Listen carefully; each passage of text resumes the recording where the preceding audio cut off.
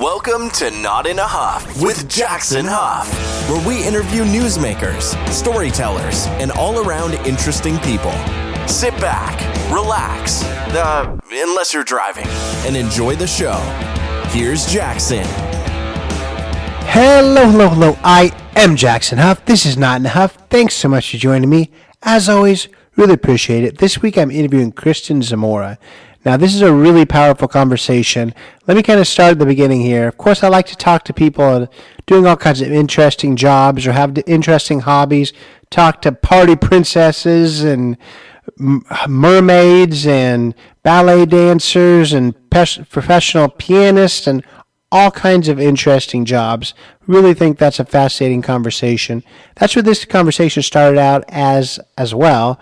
And it was a conversation with somebody who is a professional body painter.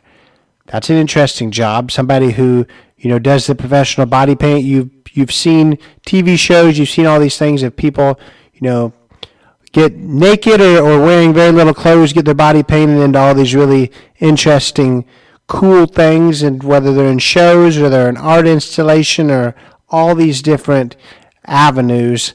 It was, I think, a cool conversation to have with someone who does that. That's what this started out as. And Kristen does that to an extent. Of course, there's the other body painting side that's just like face painting, where you're the people who paint the basketball on the kids' faces, or the lion's face on kids at ballparks. She does that as well. But where this gets much deeper is her talking about in 2017, she put her body painting into a contest called ArtPrize up in Michigan. She's going to talk all about that. But it's what she did was for those 17 days, she painted a different person each day. And where this conversation gets much deeper and much more interesting, frankly, is that she had these people come in that had dealt with trauma, whether they're still dealing with it, whether it's something that they're working to overcome, to face, grappling with, and she painted body art on them that was meant to be healing. Whether it was somebody whose parent had died from suicide, that she then looked at a picture and painted their, parent who had passed tattoos all over them, or whether it was, different pictures that symbolized the healing and the strength that people use to get past, sexual assault or eating disorders and all these different things. So it's really, really powerful. She's taken this body art to something totally different, to new heights, frankly, and has moved this into a healing process, helping people who are dealing with trauma, painting on their bodies, and helping that healing process. She talks about in this conversation that when she was painted a few years back herself, and she's dealt with her own trauma, and just having that brush stroke on you and having kind of that experience with an artist kind of allows you to get back inside your body, take your body back. And I thought that was so powerful to hear. I really think you're going to enjoy this conversation. One thing I do want to mention is in the first 10 minutes, I think that her little guy, he wasn't yet in bed, so he was making a little bit of noise. It's only for the first 10 minutes.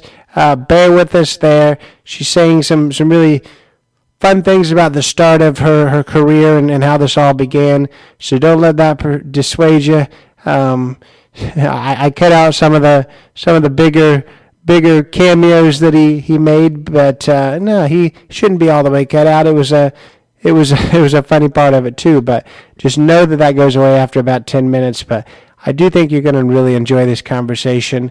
I learned so much. It was a powerful conversation. Like I said, went from, the fun body art of the ballpark to some really powerful healing that's being done from her initiative. So without further ado, here is Kristen Zamora.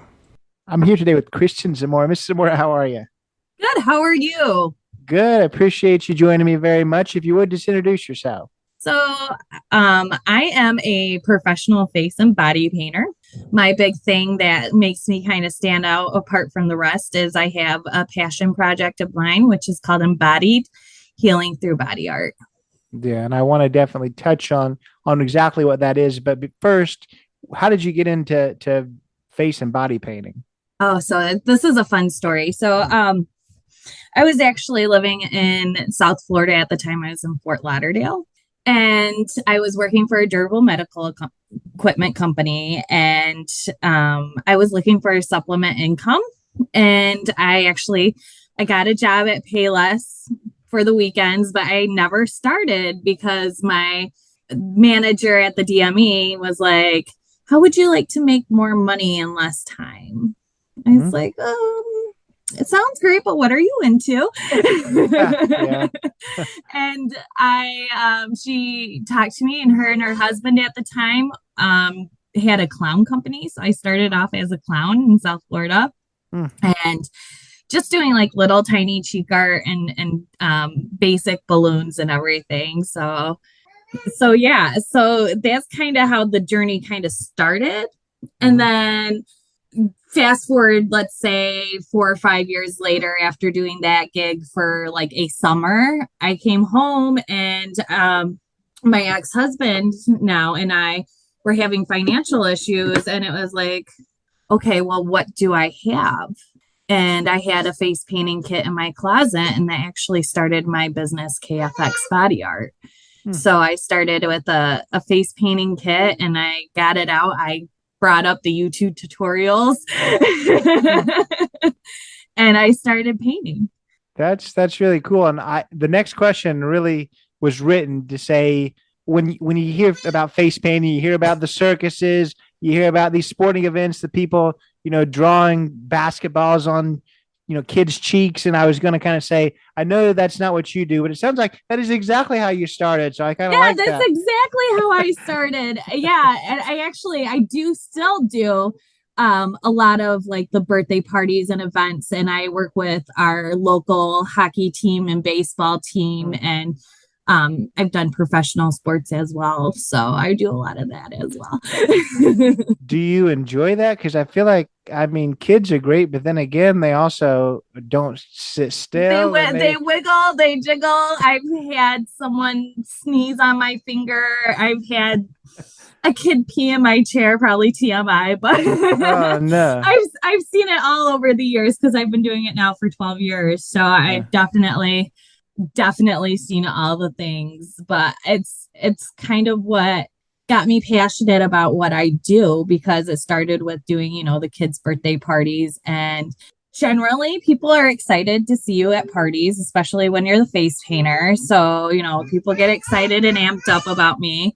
And then on top of that, I get to these kids, when they look in the mirror, when they're all done after you like make this transformation, they're just like, they love it. It's the faces that you get when you show them in the mirror, the excitement. As you can hear, I've got a little one of my own.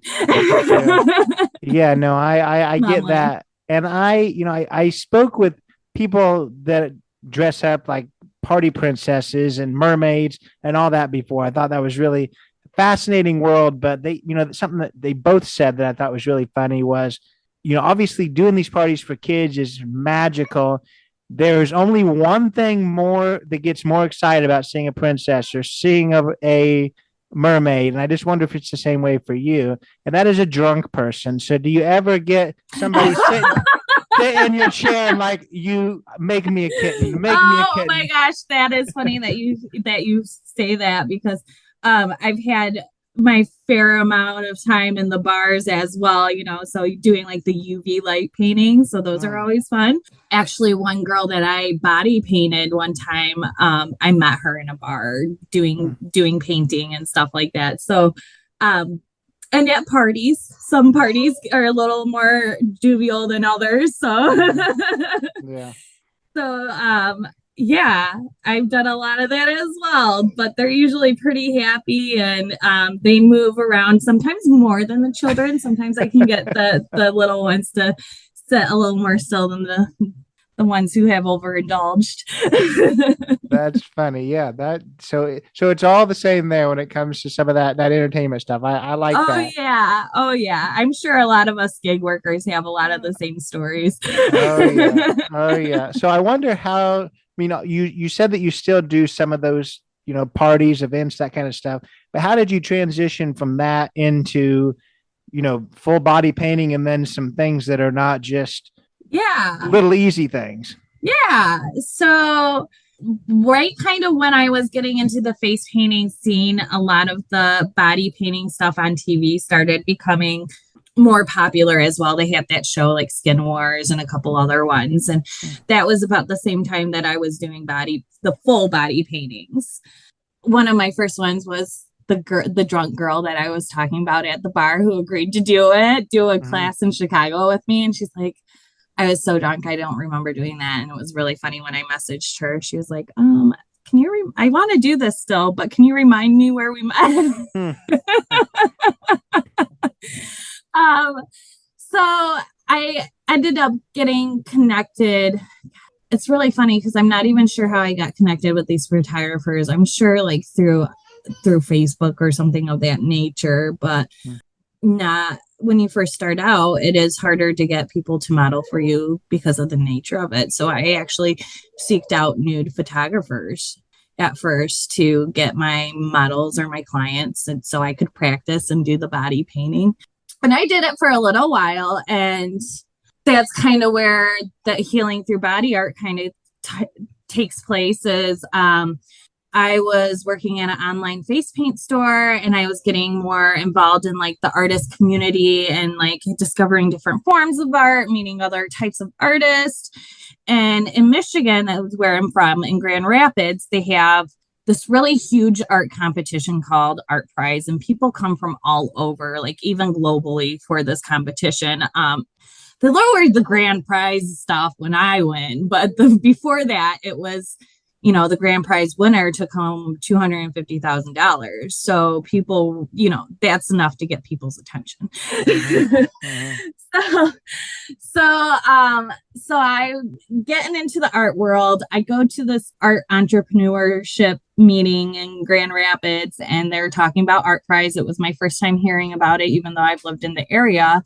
And I was like, how cool would it be to do live body painting in the middle of this big city? And so my bosses at the face paint store actually tried doing body painting for ArtPrize before, and they couldn't find a venue that would accept their artwork, because with ArtPrize you have to not only you have to get your artwork approved, you have to also get a venue to host your art project. So they're like, we've tried it before, we didn't get in, don't waste your time. And if you know anything about Grand Rapids, it is a very conservative religious area. They don't even allow strip clubs. So in the city ordinances, so they have very strict city ordinances just for that type of thing. I mean, my thing isn't that type of thing, but about the nudity and whatnot. So I took it as a challenge. And I was like, okay, I'm going to try.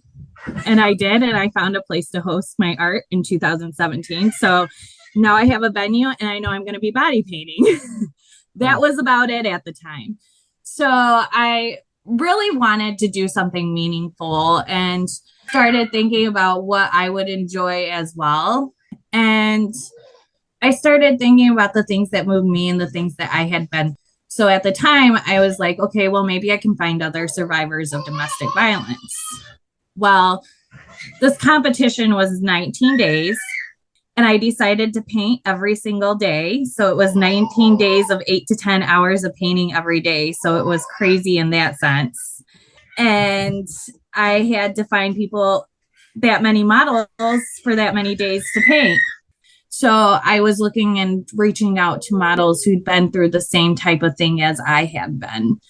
And it was one of those things where it was my first time doing this project. So not a lot of people had heard about it. So they were kind of hesitant of the nature of the project, getting naked downtown Grand Rapids. So I would find somebody who would say, well, I haven't been through domestic violence, but I have an eating disorder, or I haven't struggled with that, but I'm bipolar, or I have PTSD, or so it ended up snowballing to all different sorts of stories, I guess you could say. So 2017, we did a great job. It was all 19 days, and I did place top 10, but I didn't take home a win. And I learned a lot during the first round of doing ArtPrize. It was a lot emotionally, because you have to think the model is telling their story of trauma. So they've all got some sort of it's awareness to a mental health issue, some sort of trauma. So they're telling their story in front of a live audience. And then I also paint them in a live audience as well. So we have literally hundreds of thousands of people walking through while we paint. And my job really is to not only paint, I have to make sure the model is okay. So I'm always checking in with the model.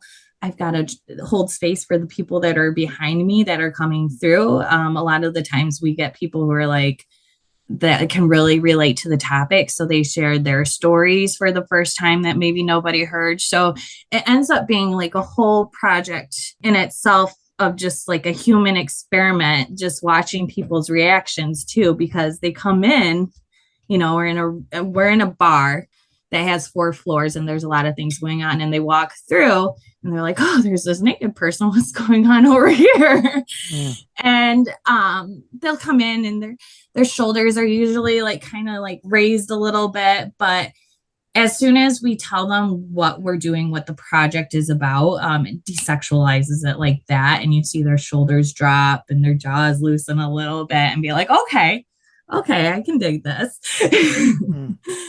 So it ended up being a really beautiful thing that I didn't expect.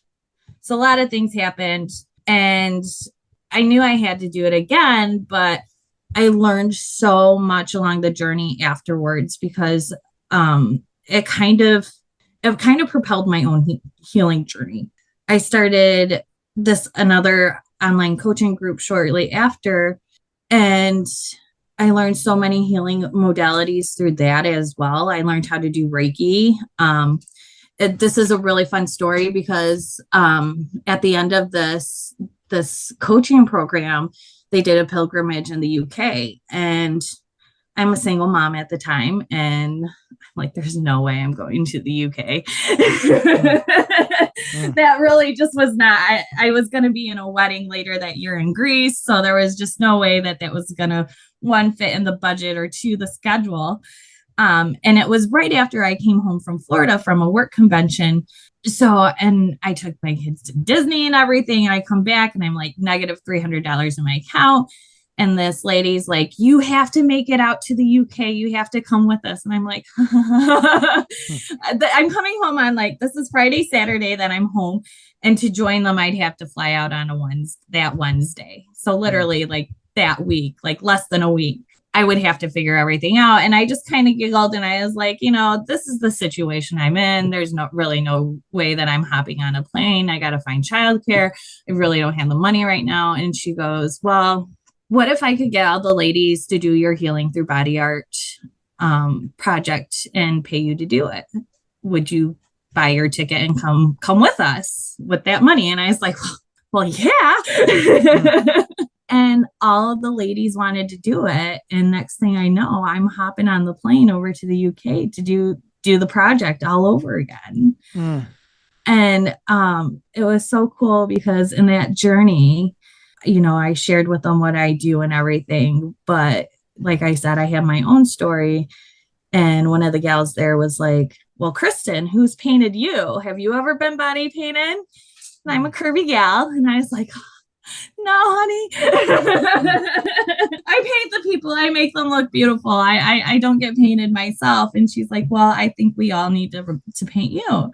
And so they all painted me. And what I didn't realize about the whole entire process, just the touch of the brush, the strokes of the brush, I'm patting them with a sponge and everything, just how that puts you back in your body, because a lot of people who've experienced trauma are disconnected from their bodies afterwards.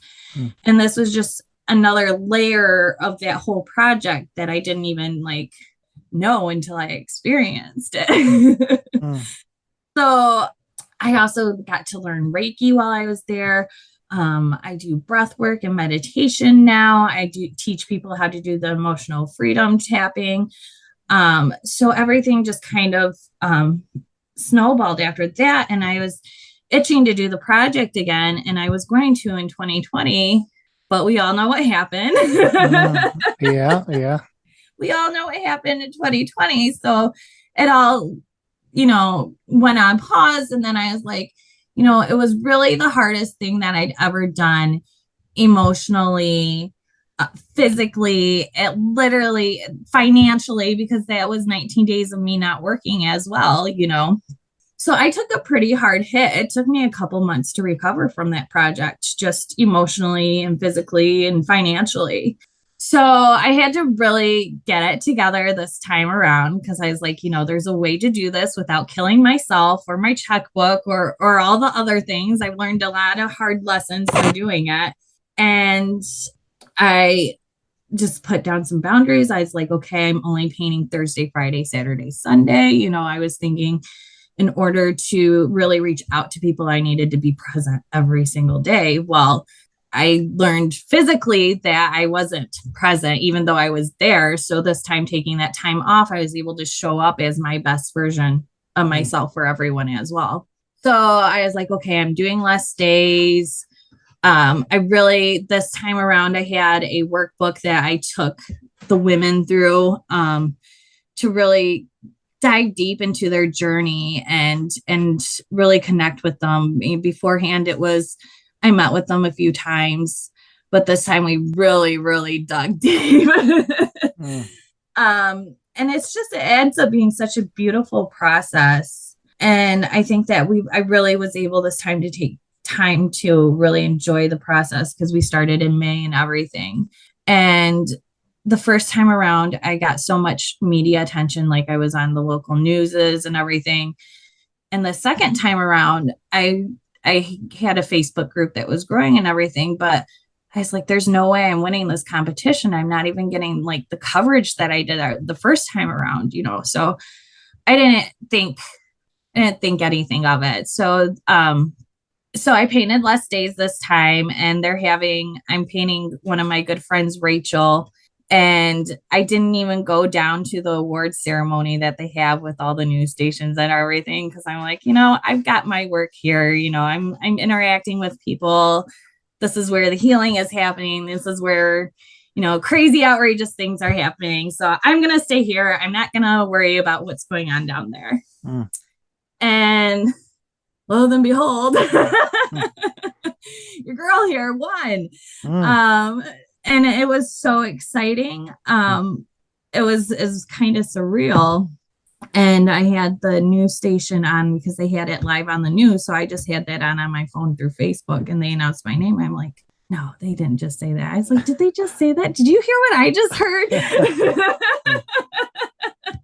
So excited after winning that I was literally shaking to the point where I had to stop painting and take a breather for a minute.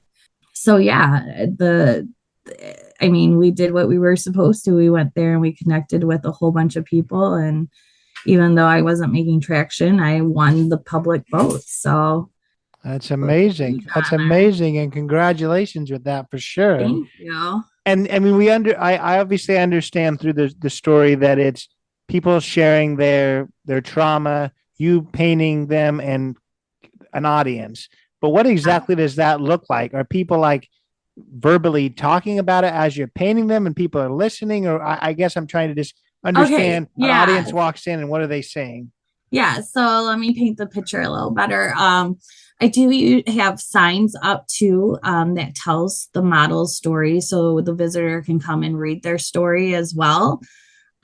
But I'm painting their elements of healing on their body. So I'm literally doing a live body painting on this person. And it's elements of their story, like whatever helped them heal, or maybe things that represent the people that had got them through it. And as I'm painting them, when people are walking through, some stand in the back and are afraid to come up and talk to us to see what's going on. So sometimes I'll yell. I have a very loud voice, so I would still interact with them. But we have a lot of people that come up, and it usually starts, I usually explain what the project is about. And then I usually let my model take over and tell them what I'm painting on them, why I'm painting it on them. Their story is up, and then sometimes they share parts of their stories. And then, like I said, the magic that happened that I didn't expect to happen was that interaction from the crowd, them sharing their stories with us. I had, one model was doing one that was about self-love and everything, and how she was torn down by somebody in her life, and how she had to learn to love herself again and to feel beautiful. And this lady just, like, in the middle of all of it, like, pulled her to the side, like held her hands, and there's like a rope, a partition in between them, it's to keep, all the fun stuff out. And she held her hands, and she just looked her in the eyes, and she's just like, I've been there too. Don't you ever let anyone tell you anything like that ever again. We love and support you. And it's just, and then you see tears, and we get hugs, and I'm hugging a lot of strangers, and it's a beautiful exchange of vulnerability, because you have the models literally in their most vulnerable state, naked, telling they have thongs and pasties, but they're bearing not only their physical self, but their inside, their inner story, their most intimate, hurtful story at times too. Yeah, I'm sure it's a extremely emotional experience. I couldn't even imagine that. The one thing I can't imagine, you said there's a lot of hugs. Hugs and body paint doesn't work too well. Hopefully people don't take a souvenir home with them. I do most, but there were definitely moments where my models hugged people in the audience. So it stays on like makeup, so it stays on pretty well. They're usually like the top hug where you're not, like, the rest of your body isn't touching, but right. but well needed hugs, as you know. Oh, I do know that for sure. And I also, this is a very intense experience just for anyone to bear that much, but then definitely somebody who has dealt with the trauma that, some of your models have. So Yeah. Have you had experiences of people just not being able to do it? They thought they could do it, and they're like, never mind. I don't want to do it anymore. Or what happens there? I just can't imagine. No, that is actually an amazing question. My first time that I did the project, I had Ashley Carter Youngblood, a therapist, and I say therapist loosely because she's got all these initials after her name, and she's well overqualified. But when I started the project initially, I was like, okay, I don't want, this is getting deep. I don't want to cause any additional traumas. That's not what I'm there for. Mm-hmm. So like I said, the first time around, I did connect with a lot of people that were already doing nude modeling and stuff like that. The second time around, I got like all sorts of different types of people, which was really cool. But I tell them beforehand, if you feel uncomfortable at any time, if you want it to stop, we're done. I won't push you any further. All you have to say is done, and we're done.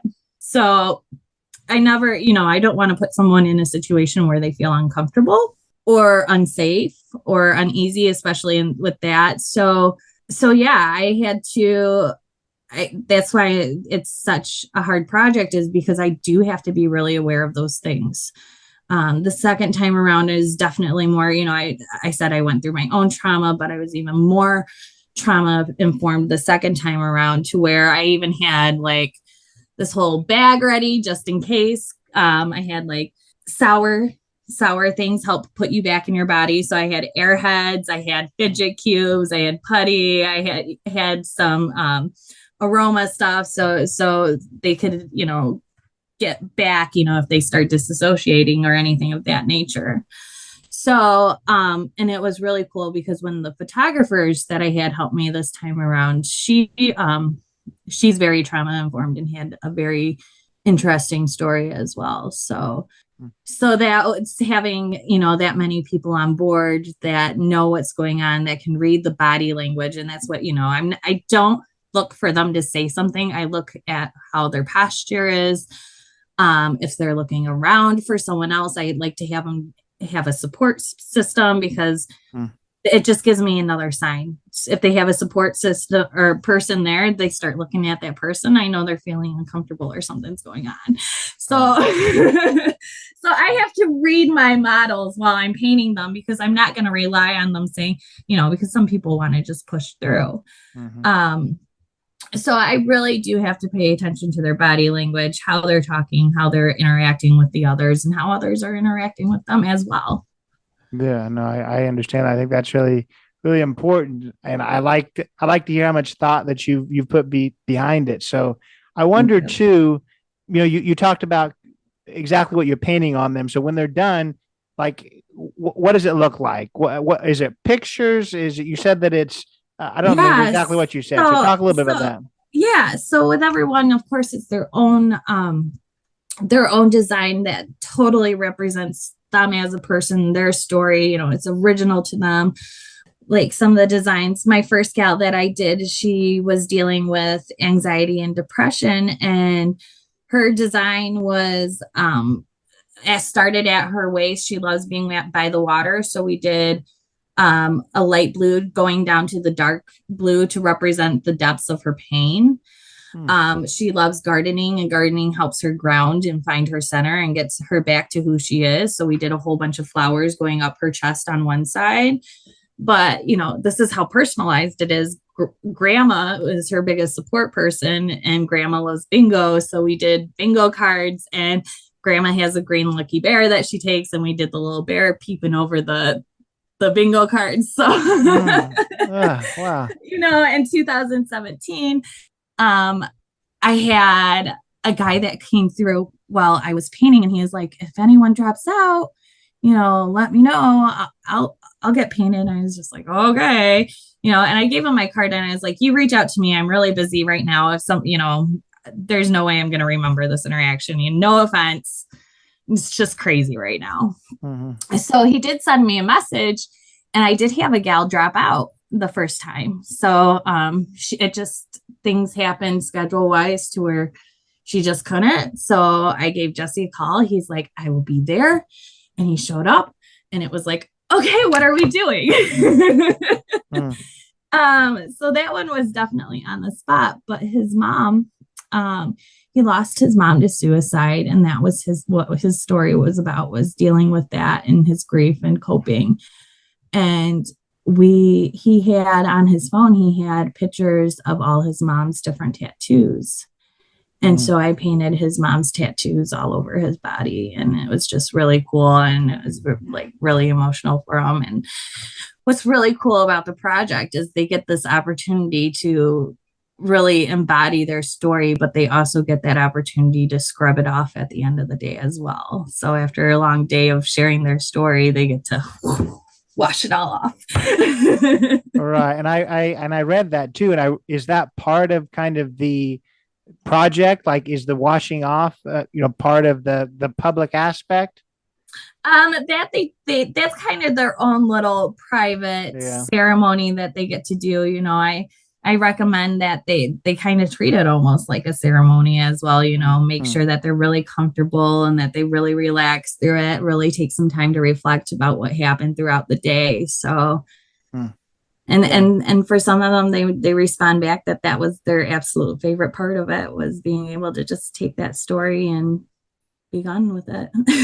Yeah, no, that's cool. And how long, you said throughout the day, how long are you painting each individual subject? So with ArtPrize, like I said, there's a lot of exchange that happens that doesn't normally happen when I just do somebody in my studio.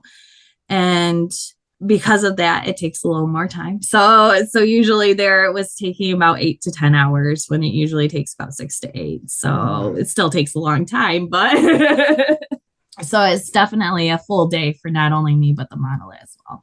Yeah. So you said it takes longer during ArtPrize. Are you doing this same type of work outside of ArtPrize? Yes, I finally am. Oh, awesome. So I did, obviously, after ArtPrize in 2017. Obviously I was able to take that over to the UK and do it over there. But now I have a studio in Otsego where I'm doing the body paintings as well. I've had some amazing people. I do, stuff just for fun in there as well. But with the healing through body art, I really take them through their story and their message. And I also incorporate the Reiki and tuning forks with it as well. So there's other healing modalities that are incorporated with what I do. That's awesome. And I don't know too much about this world, obviously, but is this I know Reiki. I've had Reiki people on, Reiki masters on before, but is what you do, this healing through body art, is that something that many other people do? Is this like a common thing, or talk about that? So I've seen like people do things for like maybe like breast cancer awareness and stuff like that. I think people have used it as a healing modality, but not to the scale or the way that I have, if that makes sense. Like I think people have done like little projects for people and stuff like that were meaningful, but I don't think there's really been somebody who has incorporated the Reiki and the tuning forks and really dived into stories the way that I do. Yeah. So, I know one of the questions that you mentioned was, what's the next steps after ArtPrize? Is it doing what you're doing now and doing it outside of that, or what are the next steps after? Yeah, so that was definitely the question that I'm now living out, I guess you could say. I'm taking those steps and walking it out. The studio, of course, is the first step. I'm hoping to expand this in a way where I'm not the only artist that does this. I'd love to get other artists on board and teach them my system and my method. So they're able to give this gift as well to others. I like that. And you said that you still do some of the entertainment side of things. I can see it both ways. Yeah. Are you hoping at some point that you're just doing this and get away from that? Or you're like, no, I need some of just the fun kids and basketballs, because the other part's really, really intense. It's so funny because that's what my weekend was like full of. I was at Western Michigan University on Friday, and then Sunday I was at the K-Wings hockey. So I think that I really know that area. I've done it for so long, and I think that there's a love to that. But there's also the passion of seeing someone just blossom when we do the healing through body art and how it changes their life. So I love doing the kids. I'm going to continue doing the kids just because, like, for the hockey, I have like season ticket holders, and these are like the same kids that I've seen the last 12 years. I've literally watched these kids grow up. So I love that aspect of my job. But like I said, there's just something about being able to take someone's horrible story and make it just so beautiful and something that they love about themselves, because it is the stuff we go through is a part of us. Sure. Even the gross, yucky stuff. So it's just a way to take that experience and be able to look at it of, hey, even though it's not what I wanted, it contributed something beautiful in my life. I don't have experience with that, and I just can't imagine how impactful that is, because I've had a lot of different people on that have dealt with, different trauma, whether it's in the church or whether it's with, spouses, all kinds of things. And the common theme always is finding a way to be able to take the power back from whatever the situation was is a huge, huge thing. And this is exactly what this is: taking the power back, making it your story rather than somebody else's. Owning it. Yeah. So I can't imagine just how much change in how much goes into exactly what you're doing. So and imagine taking not only like being able to share your story and then have other people look at you and validate you and share their stories as well. So that's an amazing part of it. Yeah, I can only imagine. So you've mentioned the amazing parts. Obviously, some of the challenging parts is just listening to those stories and taking in those raw emotions. And you've kind of mentioned some of the surprising parts too. But I want to know, from the whole transition into what you're doing and actually moving into doing it at a deeper level, what has been the most challenging part of the entire process? The most challenging part about the process is when you're telling people to take a really good look at their story, their life, their healing. There is no way that you can sit there and not do it to yours. You have to do the inner work when you're doing something like this. When you're expecting others to do the inner work, you better be on top of your own stuff. Yeah. So it really it's forced me to really take a look at things, things that I thought in my life were healed or that I worked on, and be like, oh yeah, there might be a little bit more work to do there, or just when you're having someone be so bold to tell their story, it makes you bold enough to tell your own as well. Yeah, no, I hear that. Just in people that I've talked to too, I've heard that same type of thing, that people that have dealt with trauma in the past and spent the last 20 years helping others, and then it just takes one person that they've been already helped thousands, but it takes one person that just flips it on them at one point, and they're like, whoa, actually I have some things I still need to work on. Yeah, I've spent 20 years helping other people, but there's actually still something in me. So I hear you. Well, I can even tell you, the stuff that happened with me was before 2017. So that was like what? So 7 or 8 years ago that everything that went down with me. And this year, and I've done a lot of work. I've been to healing retreats. I've done shadow work. I've done journaling. I've done all the things. And I had a gal, and she's like the same built as me. She's the same kind of bubbly personal energy, and hers was sexual assault, and it was the same story as my story. And it's an hour drive for me to get up to Grand Rapids from where I live, and that one was just so personal to me because her story was my story. So I'm crying on my way up there, driving before I'm even doing anything. But it made me realize there's still some release that I need to do, and that some hurt that still comes up when I think about those things. So So yeah, it gets really real. I'm sure it does. And I mean, we could talk about this forever. We could explore it forever, but I want people to, how can people connect with you? How can people kind of learn more about you and your project and beyond at this point? Yeah. So, my business is called KFX Body Art. But my website, is KFX Embody Art, EMBODYART. And when you go to my website, I do have a link there that takes you to my Facebook group. And in my Facebook group, you get all the live action. So you can see I have all the pictures from ArtPrize. I have all the pictures from the previous ArtPrize. I have their stories. I have all the fun stuff that we're doing now. I've gotten to do quite a few fun body paintings in my studio, and they've all allowed me to share the photos. Of course, when you come and do something with me, now it can be private and intimate. And so if you don't want those shared, of course, I respect that. But a lot of people love sharing those photos. So it's a good way to look at the stories and see the art.